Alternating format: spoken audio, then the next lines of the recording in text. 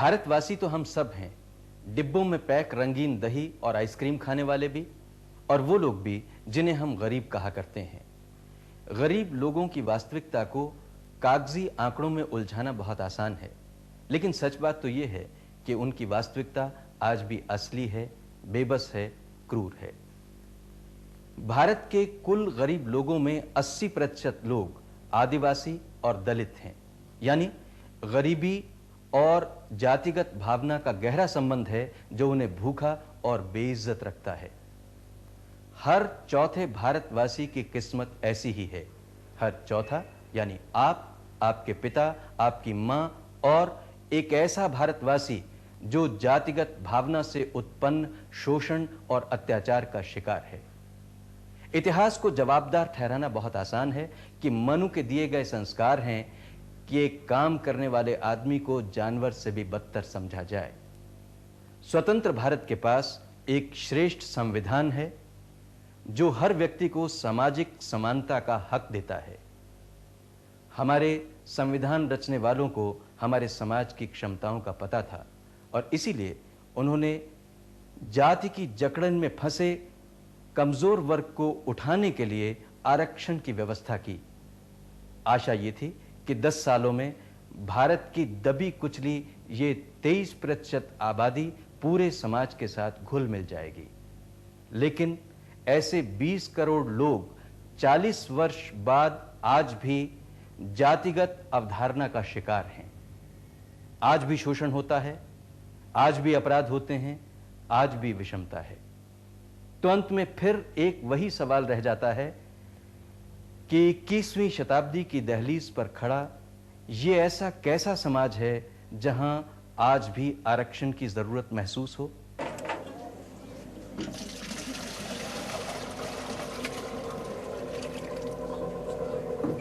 एक ऐसा समाज जो न ही सिर्फ ऐसी सच्चाई के सामने आंख बंद करके मुंह फेरता है, बल्कि ऐसी सच्चाई को संभव मानने से इनकार करता है।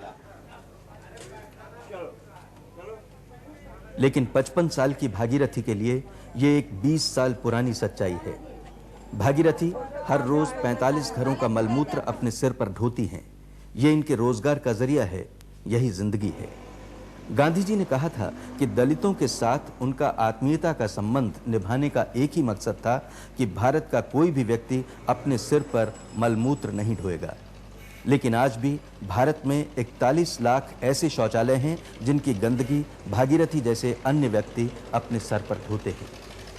ये उसी समाज में होता है जो आधुनिकता के पथ पर दौड़ने की कोशिश कर रहा है, उसी समाज में जो इन लोगों के उत्थान के लिए स्कीम पर स्कीम बनाता है और करोड़ों रुपए खर्च करता है और फिर सरकारी संस्थानों में सरकारी तनख्वाह पे इन्हीं लोगों से यही काम करवाता है।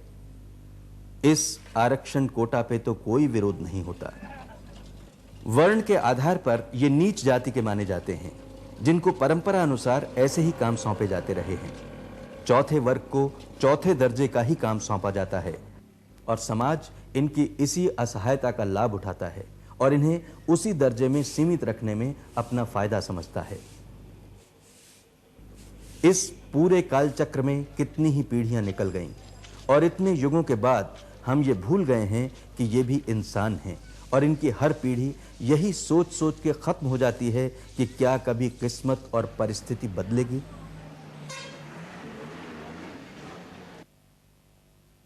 सबसे बड़ा तो उदाहरण हमारे पूरे समाज के सामने है कि आज वाल्मीकि भाई, बहनें, बहुएं, बेटियां आज भी मल और मूत्र को समाज के को अपने सिर पर ढो रही हैं। ये अपनी कमर पर टोकरी रखे हुए उसको ले जा रही हैं।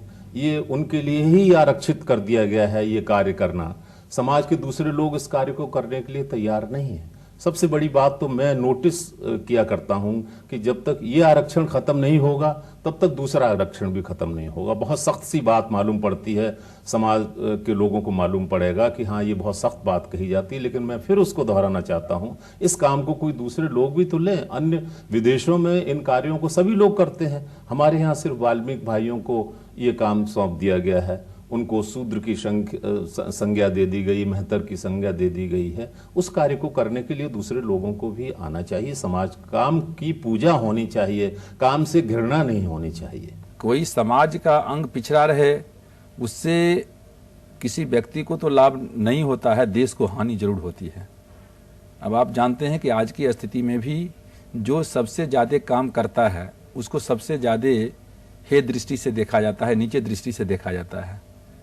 कोई किसी की सफाई करता है, जो घर की सफाई करता है वो स्वयं सबसे गंदे जगह पर रहता है। जो कपड़ा साफ करता है उसको छोटा समझा जाता है, जो जूता बनाता है उसको छोटा समझा जाता है, जो खेत में अन्न पैदा करता है उसको छोटा समझा जाता है। इससे लाभ किसको हो रहा है मैं नहीं कह सकता हूं, लेकिन देश को जरूर घाटा हो रहा है। तो उसी दृष्टिकोण से समाज का एक बहुत बड़ा वर्ग था, जो वर्ग काम करने वाला वर्ग था, जिसके बल पर देश खड़ा था, उसको ये मान करके चला गया कि ये अछूत है।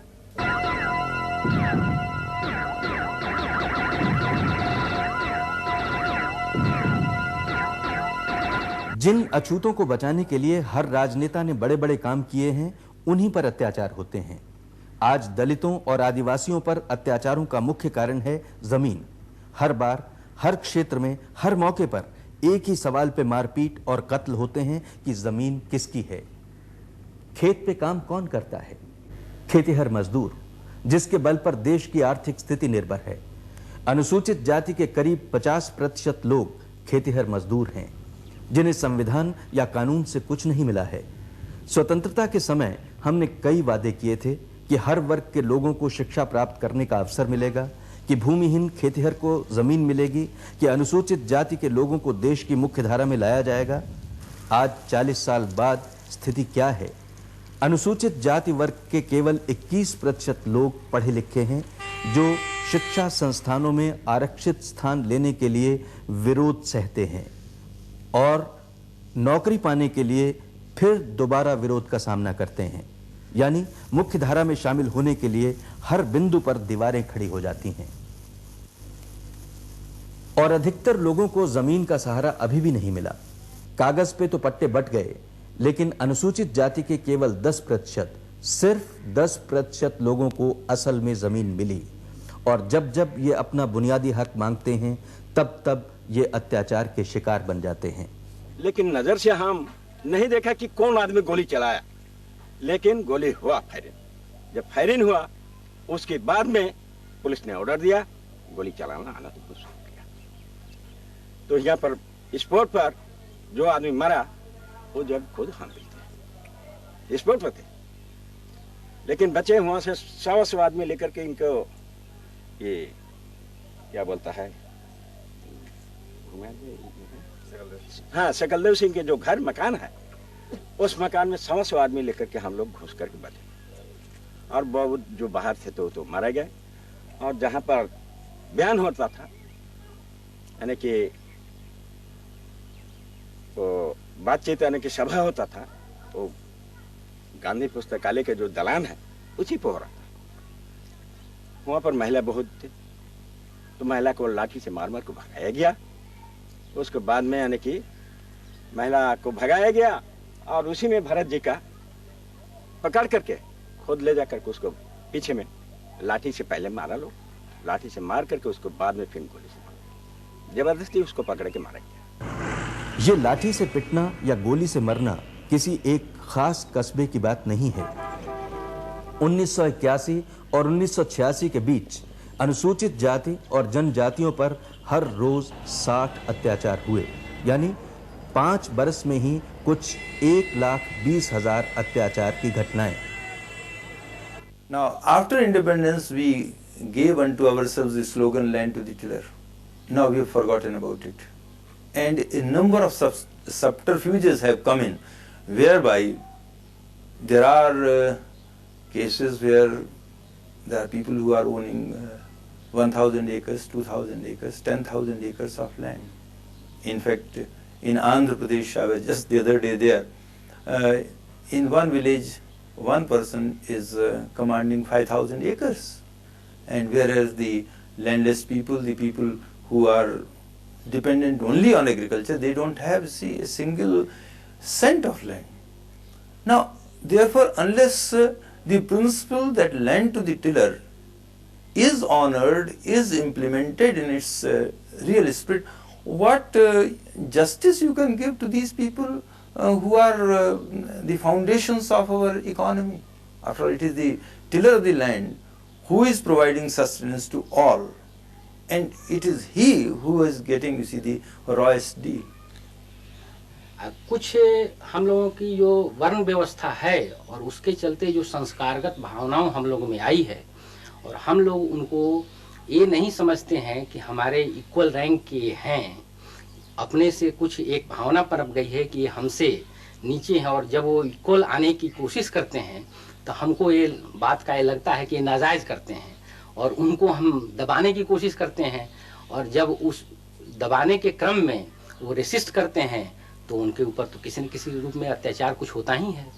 झगड़ा तो हुआ कि मछली मारने के लिए झगड़ा हुआ, मछली मारने के झगड़ा हुआ तो उन्हें चला कैसा कैसी के चलना के बाद हो गया कि सरकार ही से कागज आ गया मजदूरी बढ़ने के लिए बावन आया लोग ही गृहस्थी के हरवाहा के काम करने के लिए। हरवाहा कहा कि अजू मजदूरी बढ़ गया है, चाहे 5 किलो धान दीजिए न तो 5 किलो चावल दीजिए, हम लोग हर उठाते हैं। रजनंदन सिंह का बोला कि हम न मजदूरी देंगे और न हम लेंगे, हम काम करावेंगे तुमको से, और नहीं काम करावेंगे ना तो तुमको हम एक के हम चाट जाएंगे, शान से बिहान नहीं होवे दोगो। देखो रजनंदन सिंह चाट गया हम लोग को। हमको बताया राजनंदन सिंह कि हमको काम क्यों नहीं करता है। हम उनको यही जवाब दिया कि भाई 4 ठो बर्जन या 4 गो हरजन बैठ कर करके चीज़ को फैसला कर लो। अगर लालदास पासवान के यहाँ अगर पैसा निकलेगा वो देगा। उसके बाद में वो बात ज़बरदस्ती इसको लालदास पासवान को पखुरी पकड़ करके घर में से खींच कर करके और ले जाना चाहा, लेकिन यहाँ का 2-4 ठो हरजन था, जैसे साहब था, सुगम्मर मोची है, देवचरण मोची है, शिबू मोची है, बैगरा है आदमी, जो 2-4 ठो आदमी था ना, वो 2-4 आदमी उसको नवल शर्मा को कहा रंजन सिंह के कि तो बहुत ज़बरदस्ती काम वाला काम करते हैं कि बात ज़बरदस्ती काम लेना चाहते हैं, जबकि वो पर भी ज़बरदस्ती अगर हम लोग कम मजदूरी मांगा है, जबकि वह सरकार घर के द्वारा से मैंने न्यूनतम मजदूरी जो लागू किया वो दीजिए हम लोग चलते हैं, वो देने से इनकार गया और बात ज़बरदस्ती वो काम लेना चाहा। इतना पर राजनंदन सिंह नवल शर्मा ने कहा कि अगर नहीं हमको काम होने देंगे, तुम यह पार्टीशन खींचता है तो आप लोग का घर खाली कर देंगे। तीसरा दिन यह कांड हुआ है 11:30 बजे रात में। क्या हुआ? 11:30 बजे जब रात में यहाँ कांड हुआ तो देखा कि हर जन को दरवाजा पर लाश पड़ा हुआ है, किसी का सीधे दरवाजा पर पड़ा हुआ है, किसी को गलिये में पड़ा हुआ है। उसके बाद में हम फिर आए और उनको हम यही जवाब दिया था कि जब तक ये हमारे गांव में मुख्यमंत्री नहीं आएगा तब तक हम लाश को उठने नहीं देंगे।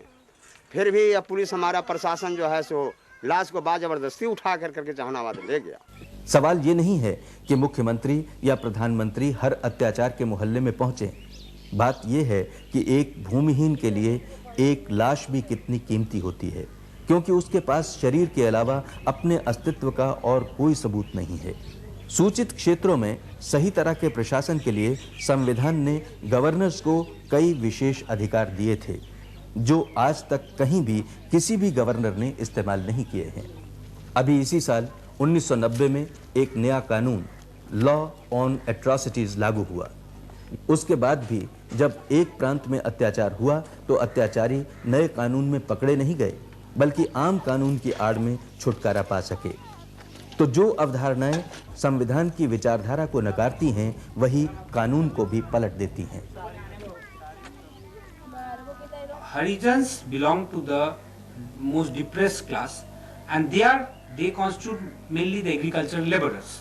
Now, agricultural laborers जो हैं, जब एक इकोनॉमिक ट्रांसफॉर्मेशन हो रहा है बिहार में, एक इकोनॉमिक ट्रांसफॉर्मेशन, मौलिक ट्रांसफॉर्मेशन हो रहा है। यहाँ का economy it was essentially a feudal economy, मगर ये फ्यूडल इकोनॉमी ब्रेक कर रहा है। यहाँ धीरे धीरे कैपिटलिस्ट ट्रांसफॉर्मेशंस हो रहे हैं, और कैपिटलिस्ट ट्रांसफॉर्मेशन के दौरान द कॉन्ट्रडिक्शन जो सोसाइटी में होता है between the emerging agro capitalist and the agricultural labourer, ये मैनिफेस्टेड हो रहा है in the form of atrocities against the Harijan. it is amongst the scheduled castes particularly that most of the people depend on labor because they don't have assets, they don't have land.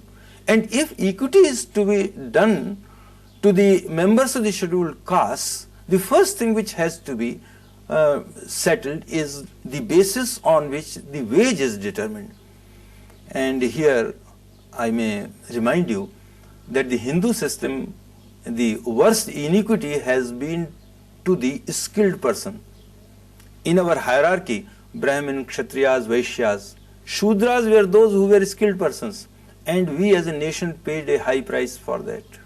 Because when you denigrate these skills, then how do you advance? We became a decadent nation. And I think you see that tradition continues even though now we are trying to become so-called modern.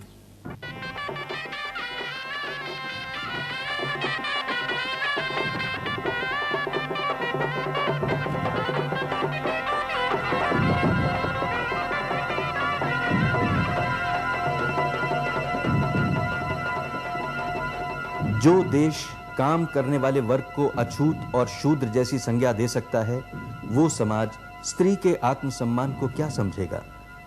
औरत को जब धर्म की रस्सियों में उलझाया जाता है तो वो शोषण ही होता है, और जब इनमें से 80% औरतें अनुसूचित जाति की हों तब पता चलता है कि ये जाति उत्पन्न शोषण एक और ही तरह का अत्याचार है। इन सब औरतों की किस्मत एक ही है। ये जोगिन हैं, जिनका ना कोई पति होगा और जिनके बच्चों के पास पिता का नाम नहीं होगा।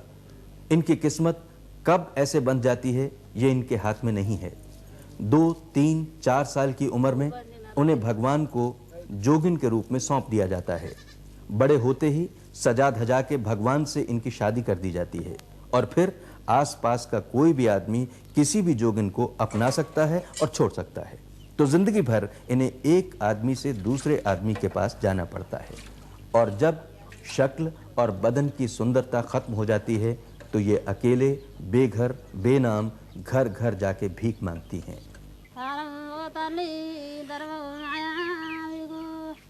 आजकल कई जोगिनें ऐसी थोपी गई प्रथा को मानने को तैयार नहीं हैं। अगर इन्हें इज्जत से जीने देना है तो इन्हें छोटे मोटे कामों की आरक्षण व्यवस्था में ही समेटना पड़ेगा, नहीं तो अंजलि जैसी न जाने कितनी लड़कियां 2-3 साल की उम्र में जोगिन बना दी जाएंगी। जब मैं 2 महीने की ही थी तब मेरे मुंह पे दाने पड़ गए, तो माँ ने सोचा देवी नाराज है और मुझे अर्पण कर दिया, और 5 साल की उम्र में जोगिन के रूप में सौंप दिया। बाद में 12 साल की उम्र में जब लोग मुझे जोगिन जोगिन बुलाने लगे तब मैंने माँ से पूछा, तो उसने कहा, हाँ तुम जोगिन हो, जोगिन होना कोई बुरी बात नहीं। लोग तो हमारी बेइज्जती करते हैं, मुर्दों के चारों ओर नाचने के लिए बुलाते हैं, मुझे बुरा लगता है, लेकिन माँ कहती है तुम्हारी जैसी और भी तो हैं, हर्ज ही क्या है। मैंने तो सोच लिया मैं ऐसे नहीं जीऊंगी, मैं तो शादी करूंगी और इज्जत से जीऊंगी अपनी बहन की तरह। The system itself was shocking, and then the fact that this kind of a thing was only happening in the SC families there also shocked me, because this was just downright exploitation of the scheduled caste in that village, and all this was being done in the name of religion. These girls were convinced, the older ones who were converted as Jogins were made to be totally convinced of the fact that if they were not dedicated as Jogins, some big calamity would befall. The system had been existing for centuries, and when I voiced my opinion about what we could do to eradicate this evil, at least in that particular district, I was told to lay off completely. Within the administration and outside, people told me, don't even touch this problem with a barge pole. You will have too many problems, and in any case, the girls are happy, the parents are happy, the village is happy, the village elders are happy. So what's the great deal? What's your problem? Let it continue. There was tremendous resistance from one and all within the district. I mean, they told me that there were other serious matters I could concentrate on other than this.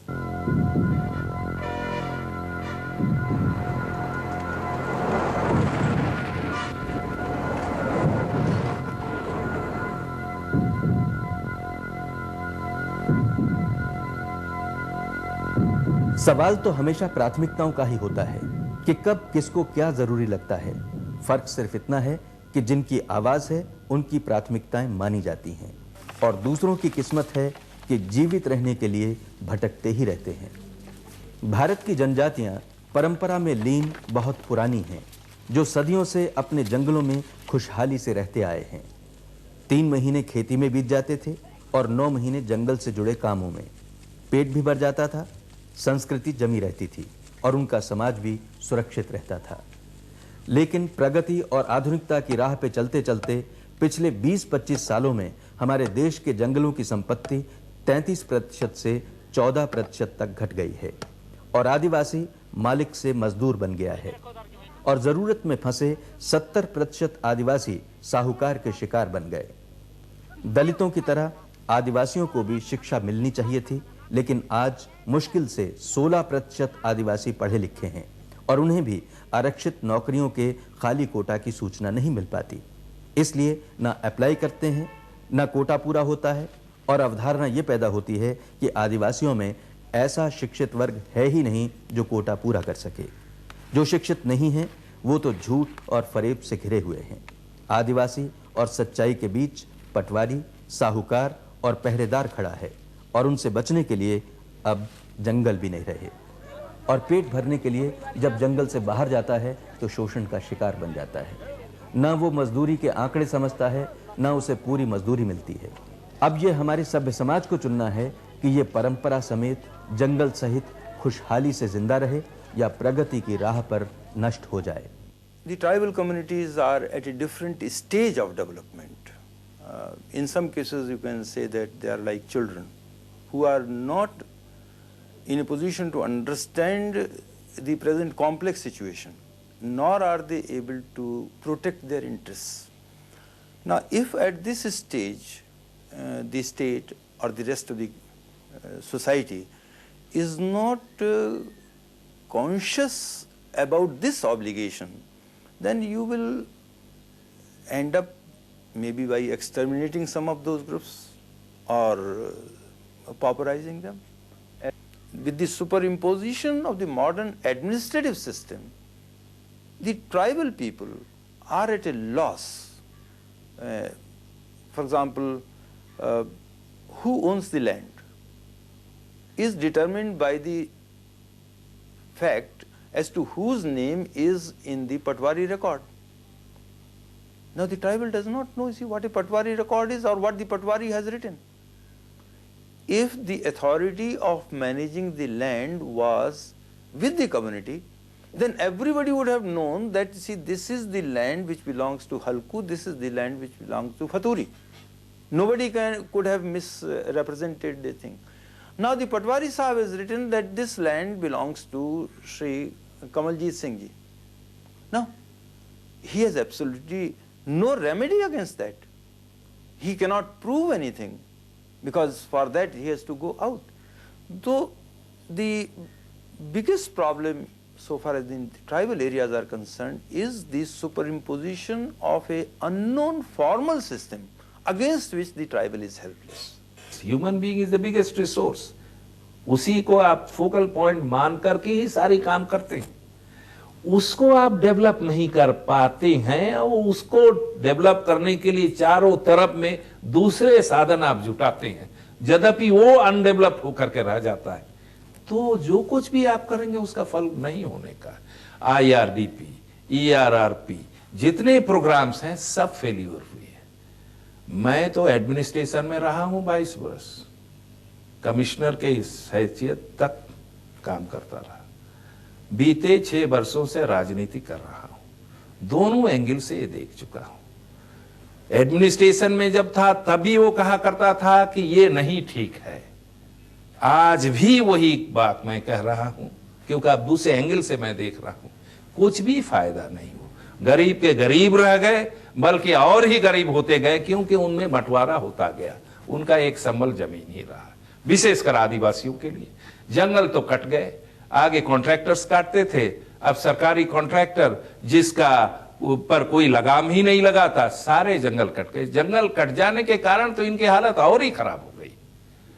तो इसलिए अब एक ही उपाय है उनको किसी न किसी तरह से उनकी मेंटल एटीट्यूड को जब तक आप नहीं चेंज करेंगे, ये तो कुली बनकर ही रह जाएंगे और स्ट्रीट में काम करते करते ही मर जाएंगे। उनसे बाहर ऊपर नहीं जा सकते, नहीं बढ़ सकते, नहीं पनप सकते।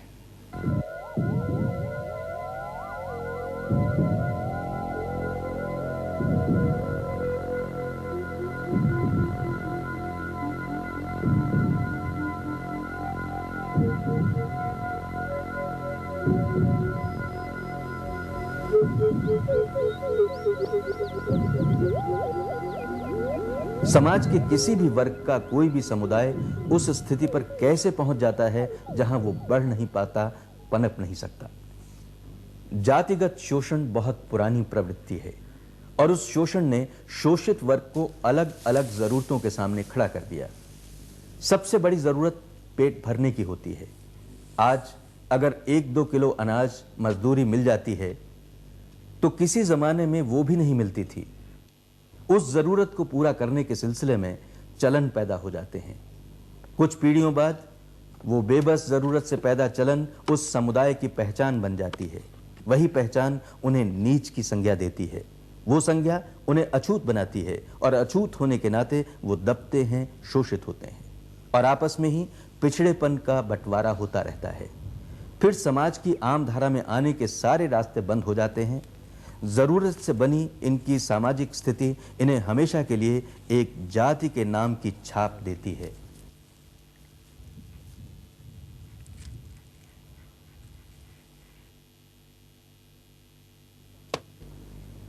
इन मूसाहारों की हालत आज शायद उतनी गंभीर न हो जैसे 2-3 पीढ़ी पहले थी, लेकिन आज भी अपनी जाति का नाम लेके चलते हैं तो समाज उन्हें अपनाता नहीं। तो एक तरफ वो हैं जो 10-20 पीढ़ियों के अवसर और पहचान लेके आगे दौड़ते हैं और दूसरी तरफ वो जो 10-20 पीढ़ियों का शोषण लेके दौड़ तो क्या चल भी नहीं पाते। We are dividing our nation into 2 parts. One is that which is a part of the and extension of the first and the second world, and the other is the scum of the earth, which could be termed as coming together as the 4th world. Now here I would say that if this paradigm of development continues, then we will be breaking the basic premises of our constitution, where we are committed to establishment of an egalitarian society. Egalitarian society cannot be established in this situation, and therefore see, we are heading for a dualistic society. हम तो यही सोचते हैं वैसा कोई मौका नहीं देना चाहिए उसको, जो उसके लायक मतलब सरकार को चाहिए कि उसको अलग से ही मतलब फिनेंशियल हेल्प दे और अलग से ट्रेनिंग वगैरह की व्यवस्था कर दे। लेकिन कंपटीशन में जब हम आते हैं ना तो सबको जनरल देखना चाहिए। ये पूरा देश एक परिवार है, तो उस परिवार में ये नहीं देखा जाता है कि हम इसको 2 रोटी ज्यादा दे देंगे तो हमारा पेट कट जाएगा। तब तो ऐसा हो तो घर में कोई बीमार पड़े तो मरने दीजिए उसको, चूंकि कहिएगा कि साहब हम तो 1-1 रोटी सबको बांटा था, इसके लिए दूध कहां से लाएंगे।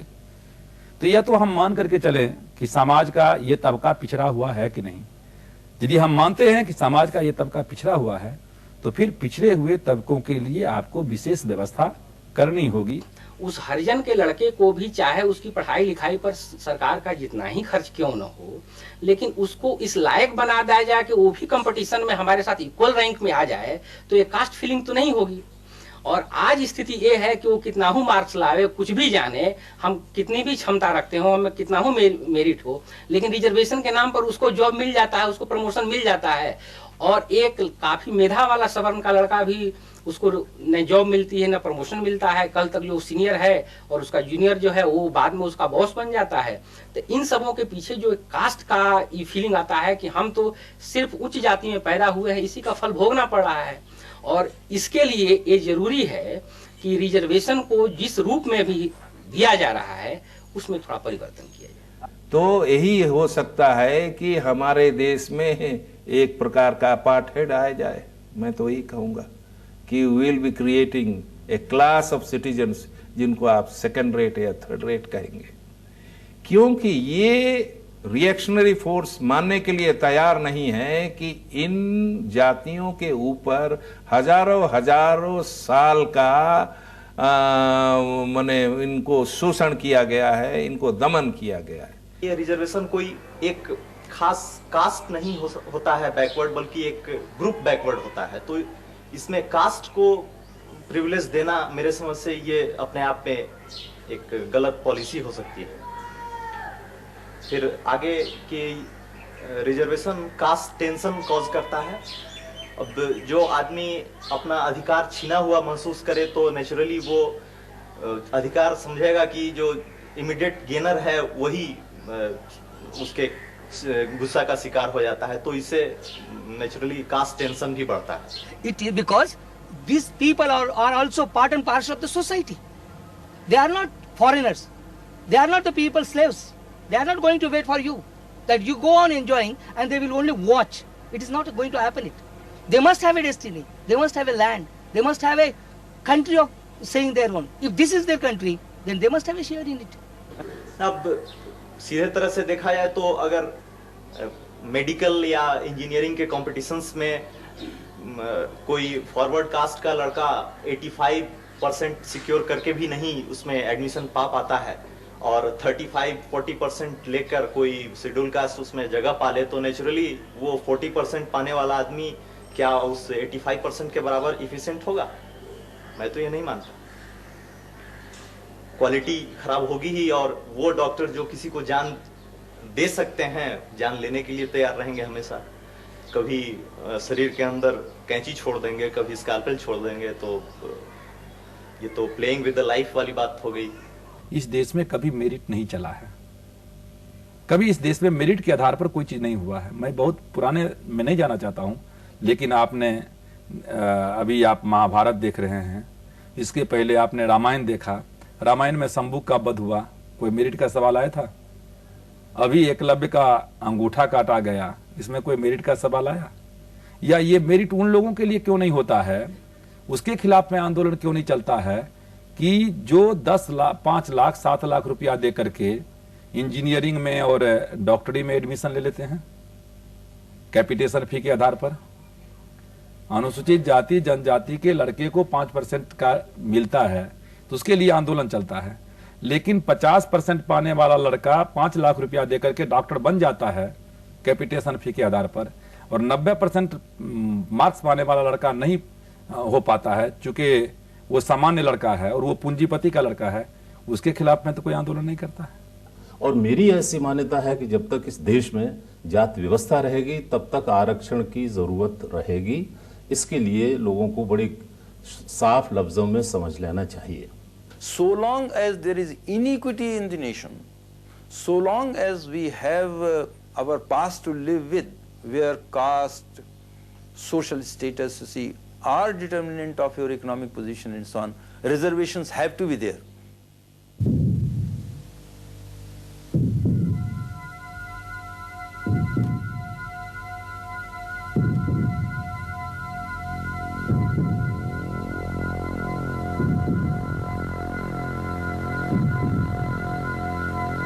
Thank you.